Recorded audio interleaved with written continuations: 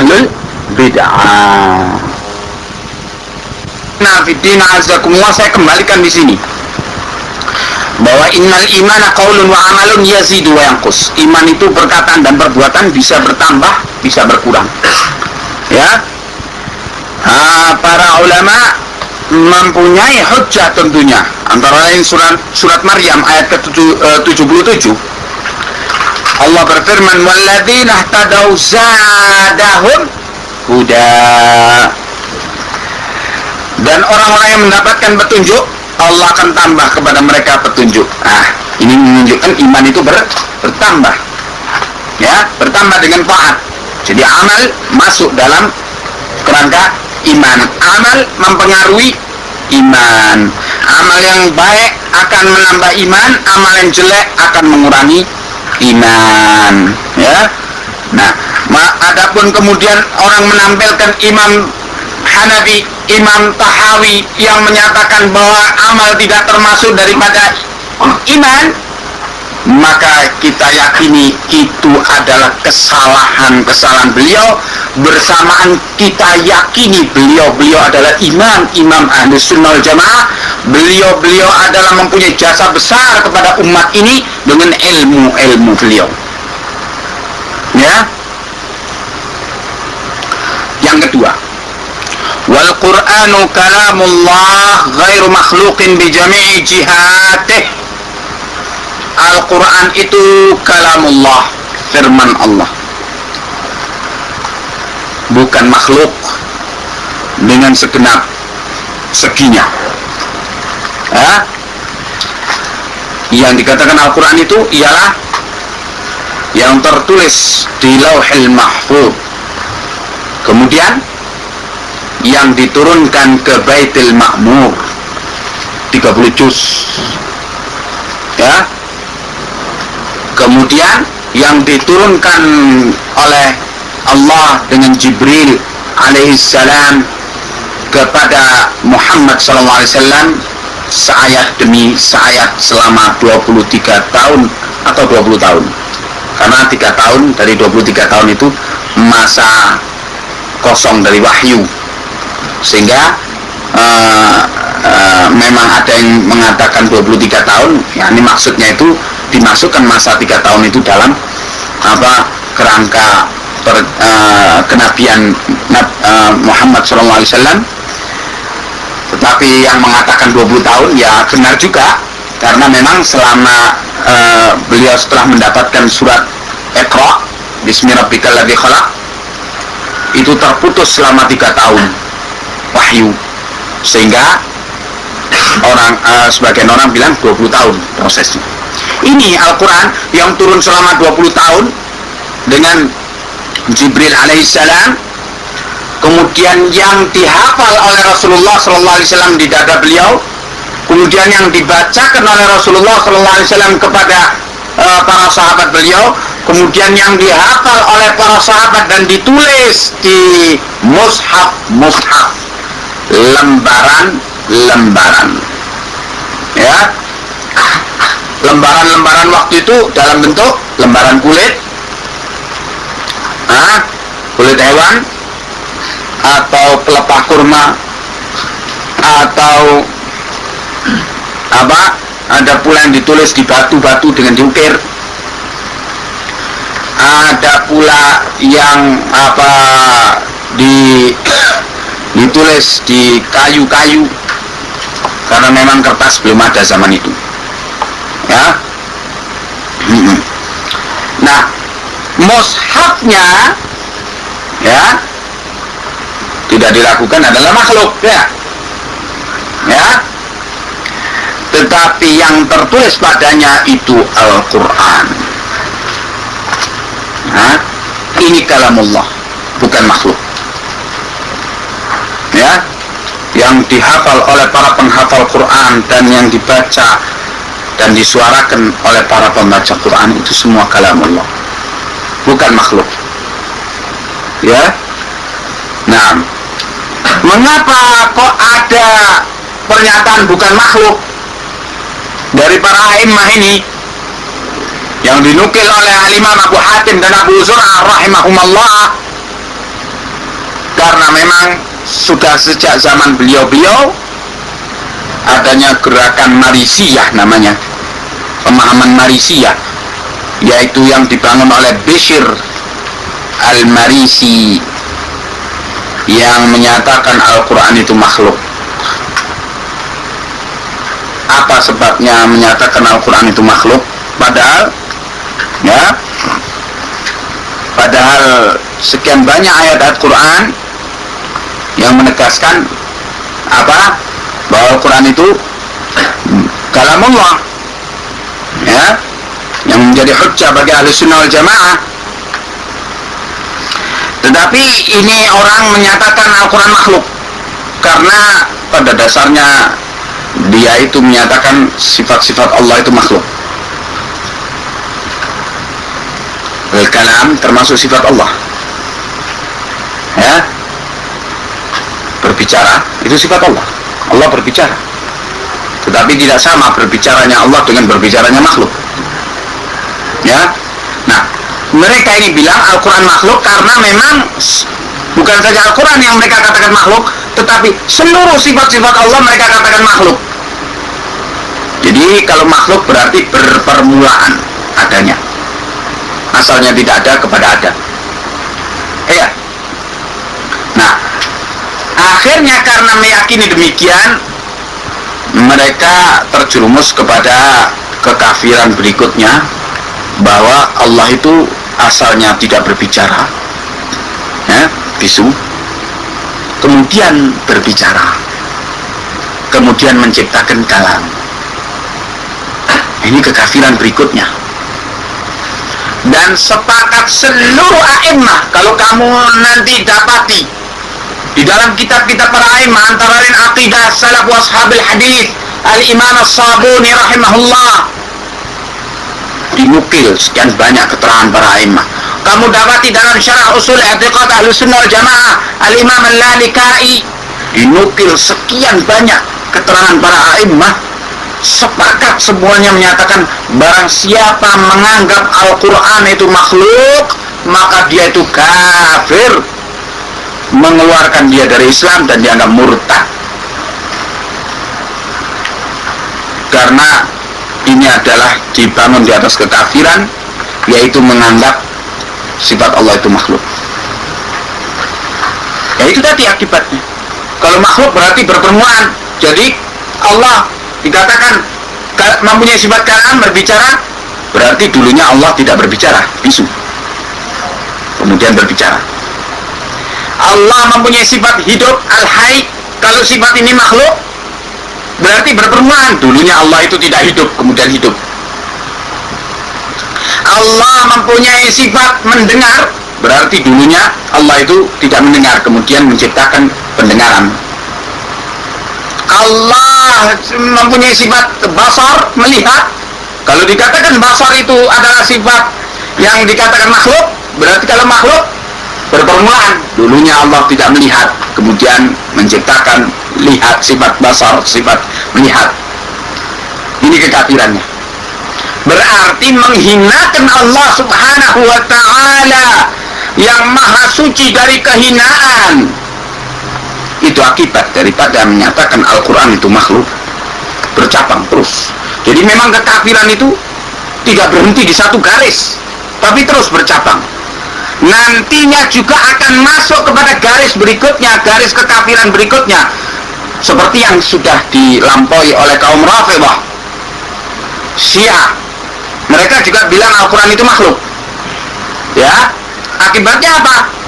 Bahwa Al-Quran itu karena makhluk, jadi sifatnya fana,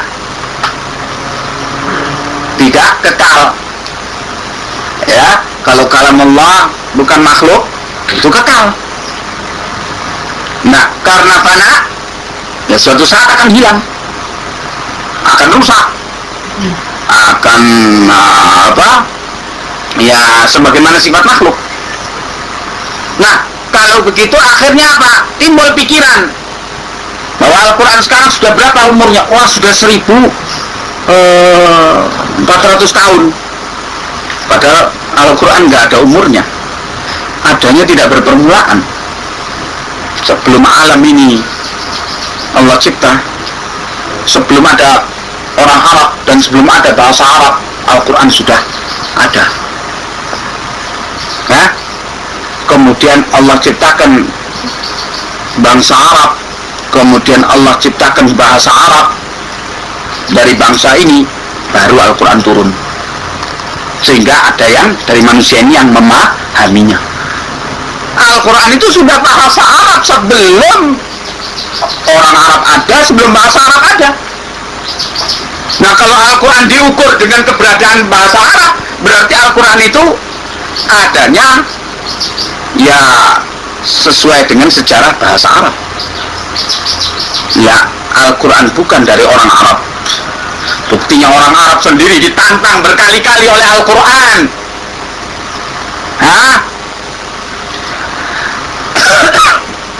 Wa in kuntum fi raibin mimma nazzalna ala 'abdina fa'tu bi suratin min mithlih wad'u syuhada'akum min dunillah in kuntum shadiqin fa in lam taf'alu wa lan taf'alu fattaqun nar allati waquduha an-nas wal hijarah uiddat lil kafirin.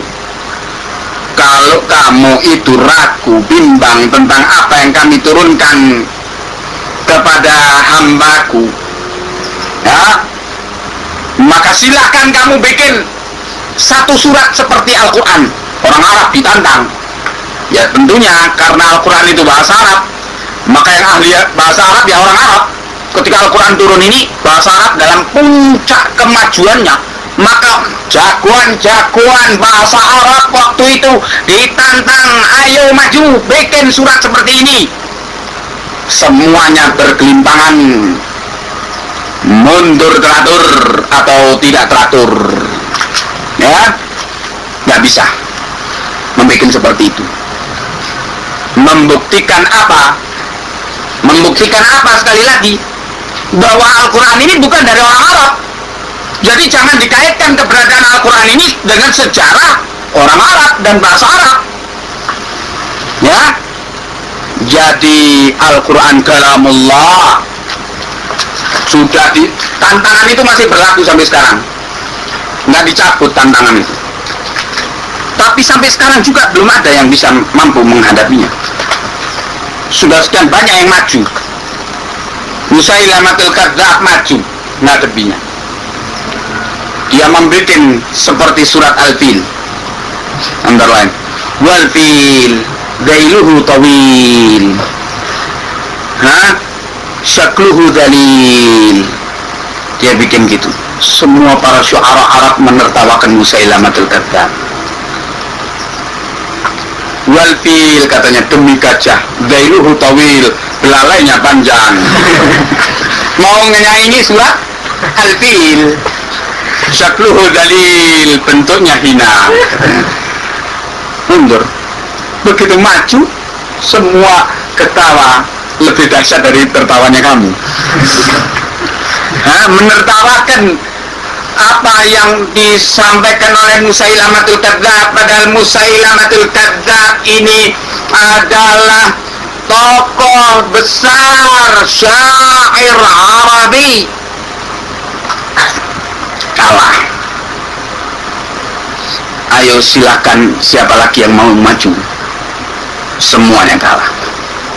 Ini Al-Quran, ini namanya i'jaz yang tidak ada pada kitabnya manusia. Kalau ada manusia menulis kitab, kemudian di akhir kitab itu dia menantang, ayo siapa yang berani nantang tulisan saya ini? 1000 orang yang bisa mematahkan leher dia dengan gampang. Tetapi karena ini bukan kitabnya manusia, yang ditantang manusia semuanya, jin, semuanya ditantang, semuanya apa? Ada yang mundur teratur, ada yang mundur kabur, ya, nggak mampu ngadepinya. Ini kalamullah, bukan dari manusia. Tidak ada satu huruf daripadanya yang dimasuki oleh kehendak manusia. Kalamullah, bukan makhluk. Ya. Nah, ini kesepakatan dari para a'immah. Al-Quran kalamullah, ghairu makhluk, bukan makhluk. Ya, bijami'i jihatih, dengan segala seginya. Maksudnya segala seginya ya yang ada di Lauhil Mahfuz, bal huwa Qur'anun Majid di Lauhil Mahfuz, dia yang diturunkan kepada Muhammad sallallahu alaihi wasallam dengan Jibril alaihi salam, ya yang dibacakan oleh Rasulullah sallallahu alaihi wasallam kepada umatnya, ya semua yang dibaca oleh umatnya dan para pembaca Al-Quran itu kalamullah. Jadi kamu bedakan antara pernyataan Al-Quran dengan pernyataan mushaf Quran. Ya, kalau mushaf Quran ya yang dicetak oleh percetakan Al-Quran. Nah, kertasnya itu, jilidnya dan sebagainya itu mushaf Quran, itu makhluk. Ya, tetapi Al-Quran ialah yang tertulis padanya. Ada yang mencetak atau tidak ada yang mencetak, ada museum atau tidak ada museum, tetap Quran itu ada. Tidak akan hilang. Ya. Yang ketiga, wal qadru khairuhu wa syarruhu minallahi azza wa jalla. Dan takdir yang baik maupun yang jelek itu dari Allah azza wa jalla. Ya, Allah menakdirkan segalanya. Apa yang terjadi ini semuanya dengan takdir Allah subhanahu wa ta'ala. Ini keyakinan seluruh para a'immah. Ya, yang terjadi tentunya ada yang baik, ada yang jelek, ada kufur, ada iman. Ya, ada ikhlas, ada nifaq, ada ta'ah, ada isyan. Mesti demikian, dan itu semua terjadi dengan takdir Allah subhanahu wa ta'ala. Dan tentunya Allah subhanahu wa ta'ala kita yakini menakdirkan semuanya itu dengan hikmah yang balighah, ya, dengan hikmah yang tinggi. Dan Allah subhanahu wa ta'ala menakdirkan itu dengan keadilannya. Dan Allah subhanahu wa ta'ala menakdirkan itu semua dengan ilmunya yang meliputi segala yang telah terjadi, yang sedang terjadi, dan yang akan terjadi. Karena itu Allah menakdirkan tidak mungkin keliru, sehingga tidak ada revisi takdir, ya, tidak ada koreksi takdir. Rufi'atil aqlam wa jaffatis suhuf. Kalam penulisan takdir telah diangkat. Wa jaffatis suhuf, dan telah kering lembaran-lembaran yang tertulis padanya takdir yang diletakkan oleh Allah subhanahu wa ta'ala di Lauhil Mahfuz. Kering sudah tintanya, sehingga tidak ada koreksi lagi, tidak ada koreksi takdir.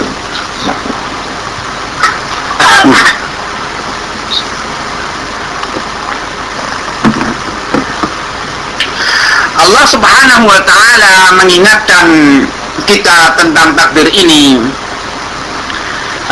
Ma asaba min musibatin fil ardi wala fi anfusikum illa fi kitabin min qabli an nabra'aha likai la ta'saw ala ma fatakum wa la tafrahu bima atakum. Tidak terjadi satu malapetaka pada dirimu ataupun pada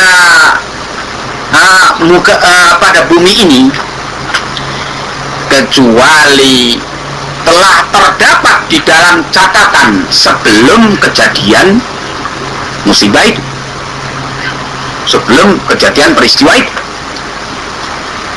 supaya kamu tidak berputus asa tentang apa yang lolos dari kamu, dan supaya kamu tidak sombong dengan apa yang kamu capai. Nah, ini hikmahnya kita diajari oleh Allah dan Rasulnya tentang keimanan kepada takdir, ya, supaya orang tidak stres dengan apa yang menimpa dia. Kalau dia beriman pada takdir, dia akan menyatakan inna lillahi wa inna ilaihi raji'un. Ya, semua kita milik Allah dan kita semua akan kembali kepadanya. Ya, supaya kita tidak sombong dengan apa yang menimpa kita, yang kita berhasil capai. Kita bersyukur kepada Allah ketika kita mendapatkan keberhasilan. Dan ketika kita ngantuk, berwudu. Iya. Hah? Berwudu. Iya, termasuk beriman pada takdir. Taat kepada Allah Subhanahu wa taala, yaitu berwudu.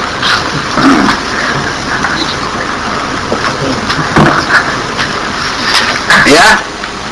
Jadi keimanan pada takdir Allah Subhanahu wa taala itu tidak seperti keimanannya kaum Jabriyah, ya, sampai melampaui batas, sampai pada tingkat apa? Semuanya ini adalah perbuatan Allah, katanya. Kita ini digerakkan seperti apa, angin menggerakkan ranting-ranting pohon. Kita tidak punya kehendak, katanya. Kita tidak punya ikhtiar, katanya Jabriyah. Ini pemahaman kufur, ya, pemahaman kufur, kesesatan yang sampai pada tingkat kufur. Tidak pula kita beriman pada takdir seperti yang diperolokkan oleh Qadariyah, ingkar sama sekali kepada takdir dengan alasan mengimani keadilan Allah. Mereka bilang, masa Allah itu menakdirkan hambanya yang jelek terus dihukum? Nah, padahal hamba itu berbuat jelek, berbuat jahat dengan takdirnya, masa Allah terus menghukumnya? Berarti Allah tidak adil. Karena itu mereka dalam katanya dalam rangka beriman pada keadilan Allah, menolak beriman pada takdir sama sekali. Ini Qadariyah. Ini kufur juga. Menyangka bahwa Allah Subhanahu wa taala itu harus pula terikat dengan KUHP, pengadilan negeri. Ya. Menyangka bahwa Allah Subhanahu wa taala itu harus terikat dengan UUD 45 atau Pancasila. Allah mau disamakan dengan manusia. Kalau manusia menetapkan sesuatu, kemudian orang yang menjalankan ketetapan itu dihukum, ini zalim. Karena manusia tidak tahu apa yang akan terjadi, dan manusia tidak tahu secara persis apa yang sedang terjadi bahkan, dan tidak tahu pula secara persis apa yang telah terjadi. Manusia bodoh, mau bertindak seperti tindakan Allah, zalim. Kemudian mau menilai perbuatan Allah seperti perbuatan manusia, lebih zalim lagi. Menganggap Allah sama dengan manusia, harus terikat dengan filsafat hukum atau dengan teori-teori hukum tertentu. Itu keadilan yang ada pada otakmu. Hai manusia, kamu jangan mengukur Allah dengan otakmu yang sebesar tempurung kepalamu. Hei manusia, Allah maha besar, bahkan lebih besar dari alam ini. Allah maha besar dengan kebesaran yang tidak terkirakan. Allah maha alim, jangan diukur ilmunya Allah dengan ilmunya Einstein. Ya, maka laisa kamitslihi syai'un wa huwas sami'ul basir. Tidak serupa dengan Allah apapun, dan Dia itu maha mendengar dan maha melihat. Maka jangan kamu ukur keadilan dan kezaliman itu dengan ukuran manusia, tetapi keadilan Allah Subhanahu wa taala juga tidak serupa dengan keadilan apapun. Sebagaimana sifat-sifat Allah yang lainnya tidak serupa dengan sifat-sifat apapun. Hikmahnya Allah jangan diukur dengan ahlul hikmah. Hikmahnya Allah tidak serupa dengan hikmah yang manapun. Tidak bisa diukur, saking besarnya dan saking sempurnanya. Karena apa? Karena yang mengukur manusia, tidak mempunyai kesempurnaan, mau mengukur kesempurnaan, bagaimana bisa? Yang mengukur sangat kurang dari kesempurnaan, kemudian mau mengukur kesempurnaan sifat Allah, kalla wa hasya, kalla wa hasya, sama sekali tidak bisa. Ya, jangan berhayal kamu ya, hai manusia, jangan sombong kamu di hadapan sifat-sifat Allah yang maha besar. Inilah takdir Allah. Manusia ini dan semua makhluk ini berjalan dengan ditakdirkan oleh Allah Subhanahu wa taala, telah ditentukan bahkan sebelum dia dimasukkan dalam rahim ibunya, bahkan sebelum ibunya diciptakan, bahkan sebelum Adam diciptakan. Ketika Allah menciptakan surga dan neraka, masing-masing sudah ada daftar namanya dan nama bapaknya. Padahal Adam dan Hawa belum diciptakan, turunannya Adam dan Hawa belum diciptakan, tapi namanya sudah ada. Mudah-mudahan kita termasuk dalam catatan ahlul jannah. Amin ya. Juga neraka, takdir Allah meliputi semuanya. Ditunjukkan oleh Allah kepada Adam calon turunannya nanti dari ahlul jannah dan ahlul nar. Ya, ketika diberitakan yang seperti ini oleh Rasulullah SAW, para sahabat bertanya, waliman amal, untuk apa kita berbuat ya Rasulullah? Maka apa jawab Rasulullah SAW? Jawabannya perintah. I'malu fakullun muyassaru lima khuliqala. Berbuatlah kalian, semua kalian itu akan digampangkan oleh Allah kepada apa yang telah dia ciptakan, apa yang dia takdirkan.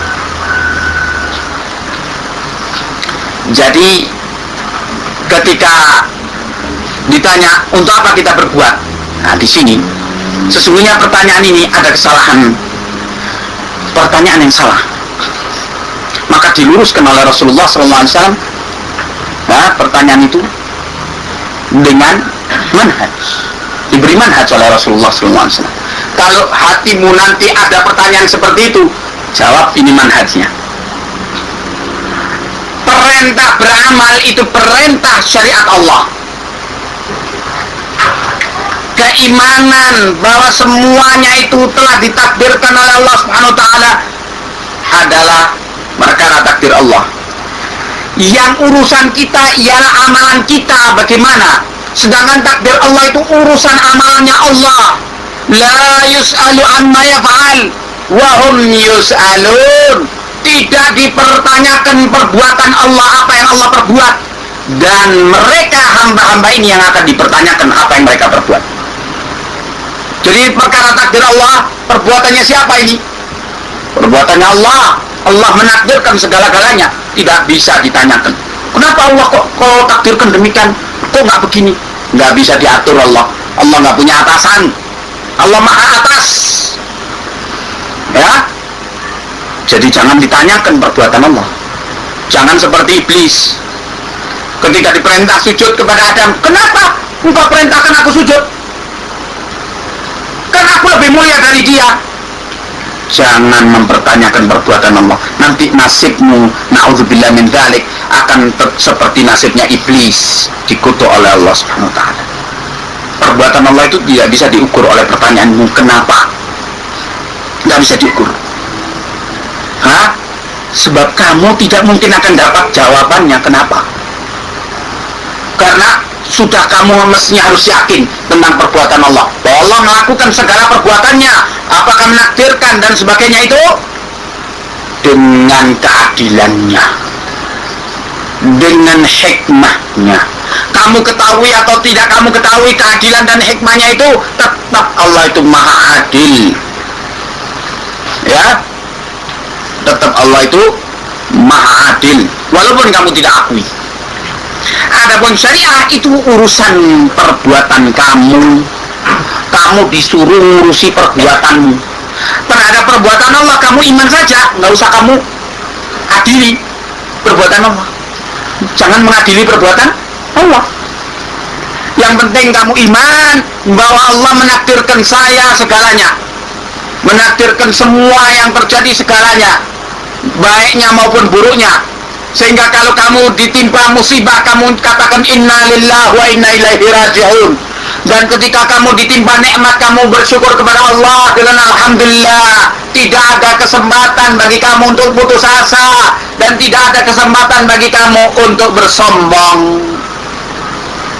Jadi sekali lagi di sini Rasulullah SAW kasih patokan ketika ada pertanyaan, kenapa?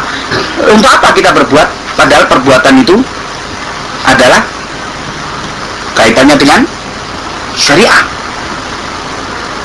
Mau dicocok-cocokkan dengan perkara perbuatan Allah, tidak bisa. Jadi kita disuruh oleh Allah apa? Berbuat. Ini Rasulullah SAW membimbing. Berbuat. Yang kamu urusi apa yang Allah perintahkan pada saya dari syariah. Ya, adapun takdirnya kamu tasdik, membenarkannya. Karena apa? Diberitakan di dalam Al-Quran dan Al-Hadis. Ya, cuman kamu bisa mengambil pelajaran daripada keimanan pada takdir itu, yaitu kalau kamu terjerumus kepada dosa, cepat-cepat kamu tobat. Sebab hendaknya kamu khawatir barangkali itu tanda bahwa kamu sedang digiring ke neraka. Kalau kamu bisa beramal soleh, bersyukurlah kepada Allah dan tambahlah. Kamu berharap dengan itu barangkali kamu sedang digiring ke surganya. Itu hikmahnya kamu beriman pada takdir Allah. Ya, sehingga jiwamu itu tetap stabil dalam keadaan musibah maupun dalam keadaan senang. Ya, nah ini yang menyebabkan para sahabat itu menjadi orang-orang besar yang mengendalikan dunia semua karena keimanan mereka benar, beriman pada syariat Allah dan beriman pada takdir Allah. Adapun Qadariyah dengan alasan hanya beriman pada syariat Allah, tidak mau beriman pada takdir Allah. Kemudian Jabariyah dengan alasan hanya beriman pada takdir Allah, tidak mau beriman pada syariat Allah. Kafir dan kafir. Tetapi Ahlussunnah wal Jamaah beriman pada takdirnya, taat kepada syariatnya, mengimani bahwa manusia ini diberi oleh Allah ikhtiar. Manusia ini diberi oleh Allah iradah, kehendak. Manusia ini diperintah oleh Allah untuk berbuat. Innallaha la yughayyiru ma biqaumin hatta yughayyiru ma bi anfusihim. Allah tidak akan merubah nikmat yang diberikannya kepada satu kaum sehingga kaum itu sendiri yang merubahnya. Jadi ayat ini memberitakan apa? Bahwa sebab Allah merubah nikmat kepada adab ialah perbuatan kaum itu. Kalau dikaitkan kepada takdir Allah ayat ini, maka kita pahami bahwa Allah kalau menakdirkan segala sesuatunya itu mesti dengan sebab. Maka sebab terjadinya perubahan takdir, maka sebab terjadinya perubahan nikmat dari nikmat kepada adab ialah perbuatan manusia. Takdir perubahan nikmat kepada adab, ya. Jadi perubahan itu pun sudah ditakdirkan pula. Sebabnya ialah perbuatan manusia. Kalau ayat ini dikaitkan kepada syariat Allah Subhanahu wa taala ialah apa? Hati-hati kamu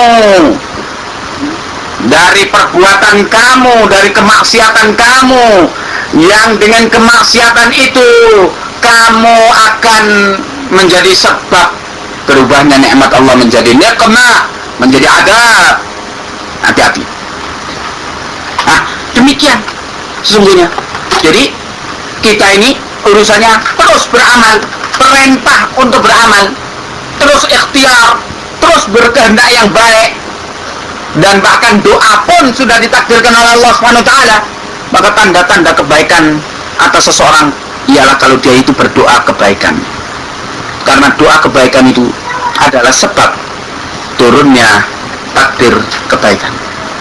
maka perbanyaklah berdoa kebaikan, ya, jangan berdoa kejelekan, ya. Jadi ikhwanna fiddin azakumullah, sepakat seluruh ahli sunnah wal jamaah, ya, bahwa takdir itu harus diimani, meliputi segala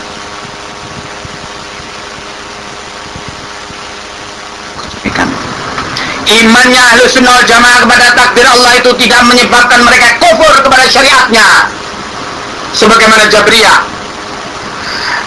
Imannya ahli sunnah wal jamaah kepada syariat Allah itu tidak menyebabkan mereka kufur kepada takdir Allah sebagaimana kaum Qadariyah.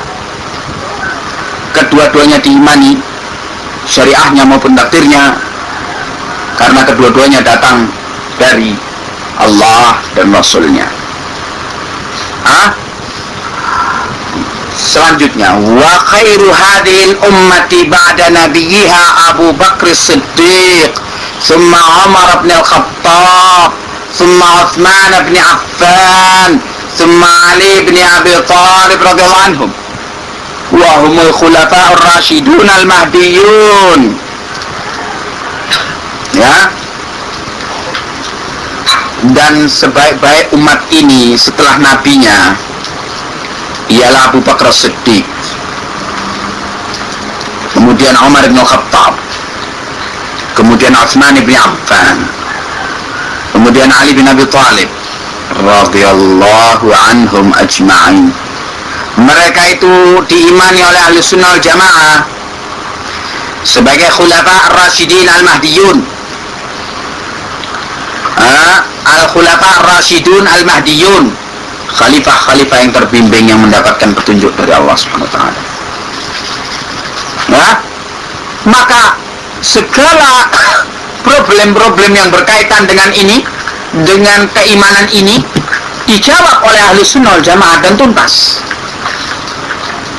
Ketika ada pertanyaan, lah kalau gitu bagaimana tentang hukumnya orang yang memberontak kepada Khalifah Ali?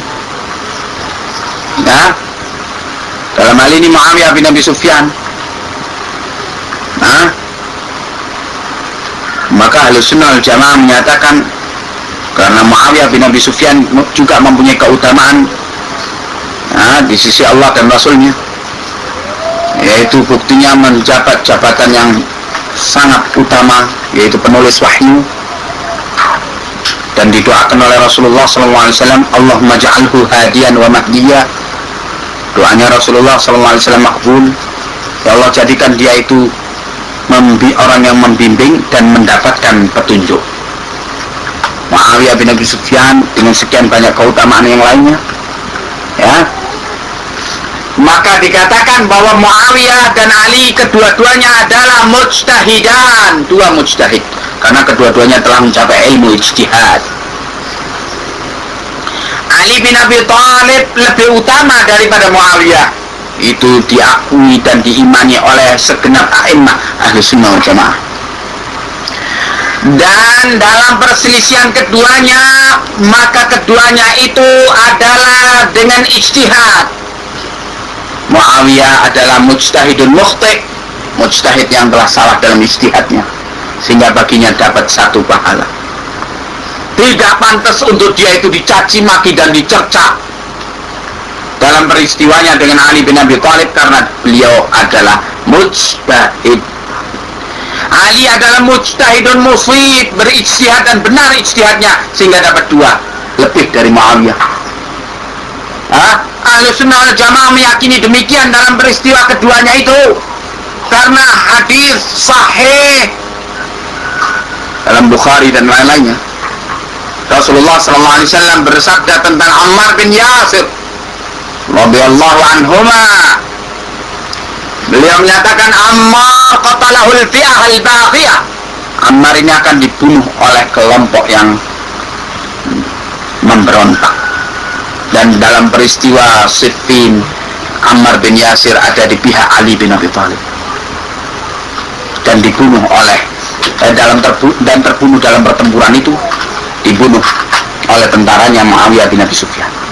Maka jelas di sini Ali di pihak yang benar, Muawiyah di pihak yang salah, tetapi benar dan salahnya adalah benar dan salahnya mujtahid, sehingga tidak bisa yang salah dicerca dalam kesalahannya, dan dengan demikian maka kita yakini kedua-duanya ikhlas dalam ijtihadnya. Jangan disamakan Muawiyah dengan Suryadi umpamanya, hasya lillah, dengan Megawati umpamanya, hasya lillah. Muawiyah disamakan dengan politikus, la ilaha illallah. Muawiyah disamakan dengan hikmatiar, astaghfirullahaladzim. Ya, jadi ingat bagaimana sikap Ahlus Sunnah wal Jamaah, a'imah Ahlus Sunnah wal Jamaah. Pernah Ibnu Mubarak rahimahullah ditanyai oleh seseorang, mana yang lebih utama, Umar bin Abdul Aziz atau Muawiyah bin Abi Sufyan? Umar bin Abdul Aziz khalifah dari Bani Umayyah dan tabi'i, ya, tabi'i, cucunya Umar bin Al-Khattab dari pihak ibunya, ya. Diambil pelepah kurma oleh Ibnu Mubarak dan ditempelengkan kepada orang ini yang banyak. Karena sebagai sesuatu yang jelas, Muawiyah adalah sahabi dan kemuliaannya tidak bisa dicapai oleh tabi'i. Walaupun Umar bin Abdul Aziz adalah seorang khalifah yang zahid, yang saleh, yang alim, yang faqih, dan berbagai kemuliaan-kemuliaan yang lainnya, mujtahid, mujaddid, ya, tetapi tidak bisa mencapai kemuliaannya sahabiyun jalil. Katanya Ibnu Mubarak setelah menempeleng orang itu dengan pelepah kurma dan orang itu terjungkal dengannya, setelah bangun lagi diberitahu oleh Ibnu Mubarak, ketahuilah bahwa Muawiyah menunggangi kuda dan kaki kuda itu menerbangkan debu, ya, debunya itu masih lebih mulia daripada Umar bin Abdul Aziz. Ini kesepakatan para a'immah bahwa sahabi itu lebih mulia daripada tabi'i, yang mulianya itu bagaimana, ya.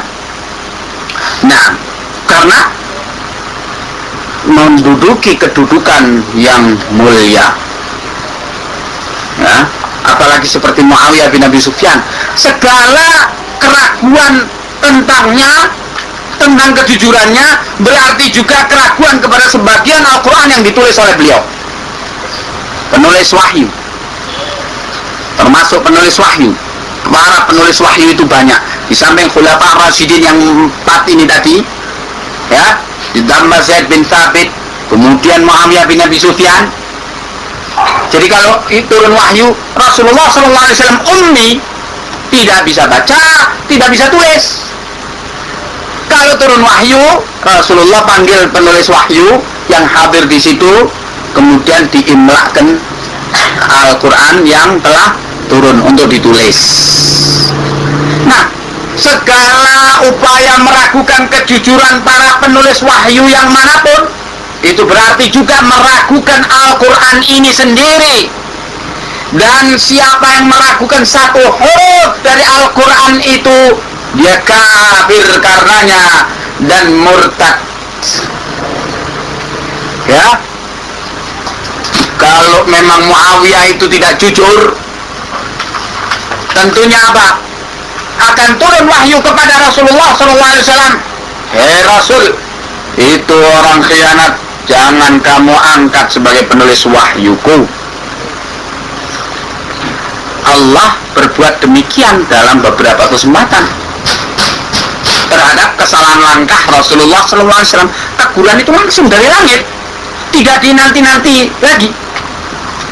Jadi jelas sampai Rasulullah SAW wafat, tidak ada turun wahyu yang mengingatkan beliau tentang Muawiyah bin Abi Sufyan. Bahkan beliau mendapatkan doa, Allahumma ja'alhu hadiyan wa mahdiyah.